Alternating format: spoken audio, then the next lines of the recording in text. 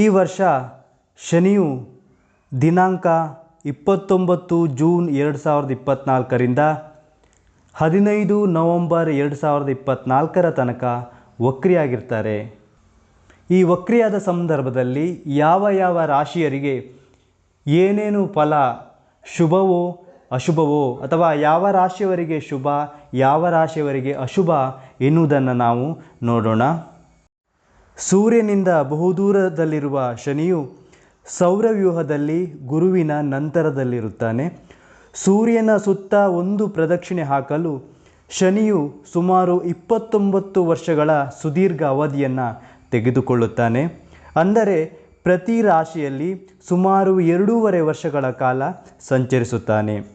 ಶನಿಯು ಪ್ರತಿ ವರ್ಷ ಸುಮಾರು 140 ದಿನಗಳ ಕಾಲ ವಕ್ರತ್ವಗೊಂಡಿರುತ್ತಾನೆ.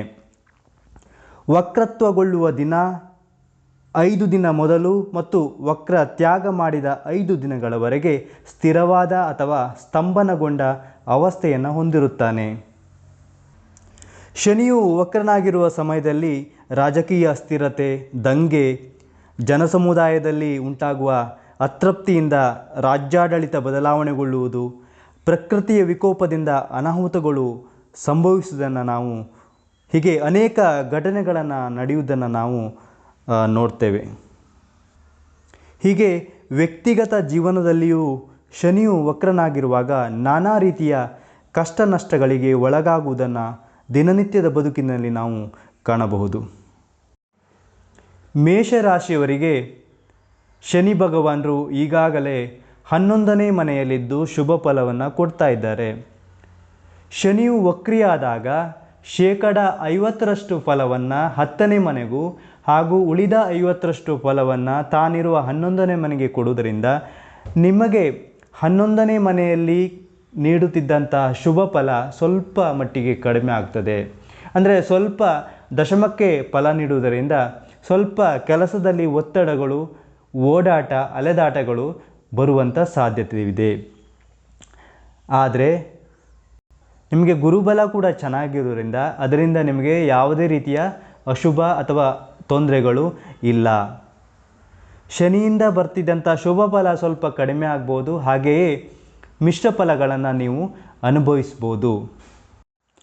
ವೃಷಭ ರಾಶಿಯವರಿಗೆ ಶನಿ ಭಗವಾನರು ಈಗಾಗಲೇ 10ನೇ ಮನೆಯಲ್ಲಿದ್ದು ವಕ್ರಿಯಾಗುವುದರಿಂದ ನಿಮ್ಮ 9ನೇ ಮನೆಗೆ 50% ಫಲವನ್ನು ನೀಡ್ತಾರೆ. ಇದರಿಂದ ನಿಮ್ಮ 10ನೇ ಮನೆಯಲ್ಲಿರುವಾಗ ಇರುತ್ತಿದ್ದಂಥ ಕೆಲಸದ ಒತ್ತಡಗಳು, ಮಾನಸಿಕ ಒತ್ತಡಗಳು, ಅಲೆದಾಟ, ಕಿರಿಕಿರಿಗಳು ಸ್ವಲ್ಪ ಕಡಿಮೆಯಾಗುವ ಸಾಧ್ಯತೆ ಇದೆ. ತುಂಬ ಒಳ್ಳೆಯದು ಅಂತೇನೂ ಅಲ್ಲ, ತುಂಬ ಕೆಟ್ಟದ್ದು ಅಂತೇನೂ ಅಲ್ಲ, ಸ್ವಲ್ಪ ಮಿಶ್ರ ಫಲಗಳು ನಿಮಗೂ ಕೂಡ. ಯಾಕಂದರೆ ಸ್ವಲ್ಪ ಒತ್ತಡಗಳು ನಿಮಗೆ ಕಡಿಮೆ ಆಗುವ ಸೂಚನೆ ಇದರಿಂದ ಬರ್ತಾ ಇದೆ. ಮಿಥುನ ರಾಶಿಯವರಿಗೆ ಈಗಾಗಲೇ ಶನಿ ಭಗವಾನರು 9ನೇ ಮನೆಯಲ್ಲಿದ್ದು ವಕ್ರಿಯಾದಾಗ ನಿಮ್ಮ ಅಷ್ಟಮ ಅಂದರೆ 8ನೇ ಮನೆಗೆ ಫಲವನ್ನು ಕೊಡುವುದರಿಂದ ಸ್ವಲ್ಪ ನಿಮಗೆ ಅಷ್ಟಮ ಶನಿಯ ಪ್ರಭಾವಕ್ಕೆ ಒಳಗಾಗ್ತೀರಿ. ಇದರಿಂದ ಸ್ವಲ್ಪ ಮಾನಸಿಕವಾಗಿ ಕಿರಿಕಿರಿಗಳು ಉಂಟಾಗುವಂಥ ಸಾಧ್ಯತೆ ಇದೆ.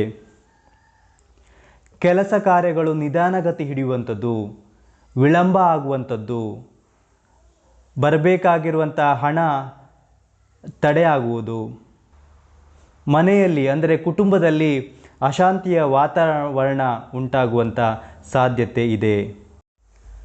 ಕಟಕ ರಾಶಿಯವರಿಗೆ ಅಷ್ಟಮ ಶನಿ ಇದ್ದು ಶನಿಯು ವಕ್ರಿಯಾಗಿರುವುದರಿಂದ ಶನಿಯು 50% ಫಲವನ್ನು 7ನೇ ಮನೆಗೂ ಇನ್ನೂ 50% ಫಲವನ್ನು 8ನೇ ಮನೆಗೆ ಕೊಡುವುದರಿಂದ ನಿಮ್ಮ ಅಷ್ಟಮ ಶನಿಯ ಬಾಧೆ ಕಡಿಮೆ ಆಗುತ್ತದೆ. ಇದರಿಂದ ನಿಮಗೆ ಮಿಶ್ರ ಫಲ ಅಥವಾ ಸ್ವಲ್ಪ ಮಟ್ಟಿನ ಶುಭ ಫಲವೇ ಹೊರತು ತೊಂದರೆ ಏನಿಲ್ಲ. ಸಿಂಹ ರಾಶಿಯವರಿಗೆ ಶನಿಯು 7ನೇ ಮನೆಯಲ್ಲಿದ್ದು ವಕ್ರಿಯಾಗುವುದರಿಂದ 6ನೇ ಮನೆಗೆ 50% ಫಲವನ್ನು ನೀಡುವುದರಿಂದ ನಿಮಗೆ ಶುಭ ಫಲ ಅಥವಾ ಮಿಶ್ರ ಫಲ, ನಿಮಗೆ ಅಶುಭ ಫಲಗಳು ಕಡಿಮೆ ಆಗ್ತವೆ. ಕೆಲಸ ಕಾರ್ಯಗಳಲ್ಲಿ ಜಯ, ಶತ್ರು ನಾಶ, ಉದ್ಯೋಗದಲ್ಲಿ ಅಭಿವೃದ್ಧಿ ಕೂಡ ಕಂಡುಬರ್ತದೆ. ಕನ್ಯಾ ರಾಶಿಯವರಿಗೆ 6ನೇ ಮನೆಯಲ್ಲಿ ಶನಿ ಇದ್ದು ವಕ್ರಿ ಆಗುವುದರಿಂದ ಶನಿಯು 5ನೇ ಮನೆಯ ಫಲವನ್ನು 50% ಕೊಡುವುದರಿಂದ ನಿಮಗೆ ಅದು ಪಂಚಮ ಶನಿ ಆಗ್ತದೆ. ಪಂಚಮ ಶನಿ ಸಾಮಾನ್ಯವಾಗಿ ಒಳ್ಳೆಯದಲ್ಲ. ಸಂಪೂರ್ಣ ಅಲ್ಲದಿದ್ದರೂ 50% ಪಂಚಮ ಶನಿ ಆಗುವುದರಿಂದ ನಿಮಗೆ ಮಾನಸಿಕ ವ್ಯಥೆ, ಒಂದು ರೀತಿಯ ಮನಸ್ಸಿನ ಭಾರ, ಹೃದಯ ಭಾರ, ಏನೋ ಕಳಕೊಂಡಂಥ ಭಾವ, ಹಣಕಾಸಿನ ಸಮಸ್ಯೆ ಬರ್ಬೋದು. ಪ್ರೀತಿ ಪ್ರೇಮದಲ್ಲಿರುವವರಿಗೆ ಪ್ರೇಮ ವೈಫಲ್ಯ, ನೀವು ಇಷ್ಟಪಟ್ಟವರು ನಿಮ್ಮಿಂದ ದೂರ ಆಗ್ಬೋದು, ಅದರಿಂದ ಮನಸ್ಸಿಗೆ ವ್ಯಥೆ ಉಂಟಾಗ್ಬೋದು. ಅಥವಾ ಪ್ರೇಯಸಿಯೊಂದಿಗೆ ಅಥವಾ ಪ್ರಿಯತಮನೊಂದಿಗೆ ಜಗಳ ಆಗುವಂಥ ಸಂಭವವಿದೆ, ಮನಸ್ಸಿಗೆ ಖೇದಕರ. ತುಲಾರಾಶಿಯವರಿಗೆ ಈಗಾಗಲೇ ಶನಿಯು ಪಂಚಮದಲ್ಲಿದ್ದು ಪಂಚಮ ಶನಿಯು ವಕ್ರಿಯಾಗುವುದರಿಂದ, ಅಂದರೆ 4ನೇ ಮನೆಯ ಫಲವನ್ನು ನೀಡುವುದರಿಂದ ಅದು ಅರ್ಧಾಷ್ಟಮ ಶನಿ ಆಗ್ತದೆ. ಆದರೆ ನಿಮಗೆ ಇದರಿಂದ ಮಿಶ್ರ ಫಲ, ಶುಭ ಮತ್ತು ಅಶುಭ ಎರಡೂ ಇರುವುದರಿಂದ ಅಷ್ಟೇನೂ ವ್ಯತ್ಯಾಸಗಳು ಕಾಣುವುದಿಲ್ಲ. ವೃಶ್ಚಿಕ ರಾಶಿಯವರಿಗೆ ಶನಿಯು ಈಗಾಗಲೇ 4ನೇ ಮನೆಯಲ್ಲಿದ್ದು, ಅಂದರೆ ಅರ್ಧಾಷ್ಟಮ ಶನಿಯಾಗಿದ್ದು ವಕ್ರಿಯಾಗುವುದರಿಂದ, ಅಂದರೆ 3ನೇ ಮನೆಯ ಫಲವನ್ನು 50% ನೀಡುವುದರಿಂದ ನಿಮಗೆ ಶುಭ ಫಲ, ನೀವು ಶುಭ ಫಲವನ್ನು ಅನುಭವಿಸುವಿರಿ. ವ್ಯಾಪಾರ ವ್ಯವಹಾರಗಳಲ್ಲಿ ಅಭಿವೃದ್ಧಿ, ಉದ್ಯೋಗದಲ್ಲಿ ಅಭಿವೃದ್ಧಿ, ಮನಸ್ಸಿಗೆ ಆನಂದ, ಸಂತಸ, ಕೈಗೊಂಡ ಕೆಲಸ ಕಾರ್ಯಗಳಲ್ಲಿ ಜಯ, ಬಯಸಿದ ವಸ್ತುವಿನ ಪಡೆದುಕೊಳ್ಳುವಿಕೆ, ಹೀಗೆ ಎಲ್ಲ ರೀತಿಯಲ್ಲೂ ಶುಭ ಫಲವೇ ಕಾಣುವಿರಿ. ಧನಸ್ಸು ರಾಶಿಯವರಿಗೆ ಶನಿಯು ಈಗಾಗಲೇ 3ನೇ ಮನೆಯಲ್ಲಿದ್ದು ವಕ್ರಿ ಆಗುವುದರಿಂದ, ಅಂದರೆ ನಿಮ್ಮ 2ನೇ ಮನೆಯ ಫಲವನ್ನು 50% ನೀಡುವುದರಿಂದ ಅದು ಸ್ವಲ್ಪ ಮಟ್ಟಿನ ಸಾಡೆ ಉಂಟಾಗ್ತದೆ. ಈ ಸಾಡೆಯಿಂದಾಗಿ ನಿಮಗೆ ಸ್ವಲ್ಪ ಕಿರಿಕಿರಿ, ಕೆಲಸ ಕಾರ್ಯಗಳಲ್ಲಿ ಸ್ವಲ್ಪ ಅಡೆತಡೆಗಳು, ತೊಂದರೆಗಳು, ಕುಟುಂಬದಲ್ಲಿ ಅಶಾಂತಿ, ಹಣಕಾಸಿನ ತೊಂದರೆಗಳು, ವ್ಯಾಪಾರ ವ್ಯವಹಾರಗಳಲ್ಲಿ ಹಿನ್ನಡೆಯನ್ನು ಅನುಭವಿಸುವಂತಹ ಸಾಧ್ಯತೆ ಇದೆ. ಮಕರ ರಾಶಿಯವರು ಈಗಾಗಲೇ ಸಾಡೆಯನ್ನು ಅನುಭವಿಸ್ತಾ ಇದ್ದು ಶನಿಯು ವಕ್ರಿಯಾಗಿರುವುದರಿಂದ ಅದು ರಾಶಿಯ ಮೇಲೆ ಸ್ವಲ್ಪ ಪ್ರಭಾವ ಬೀರುವುದರಿಂದ ನಿಮಗೆ ಅಷ್ಟೊಂದು ಶುಭ ಫಲನೂ ಅಲ್ಲ, ಅಶುಭ ಫಲನೂ ಕೂಡ ಇಲ್ಲ, ಅಂದರೆ ಮಿಶ್ರ ಫಲವನ್ನು ಅನುಭವಿಸುವಿರಿ. ಅದರಿಂದ ನಿಮಗೆ ತುಂಬ ವ್ಯತ್ಯಾಸಗಳೇನು ಕಾಣಿಸೋದಿಲ್ಲ.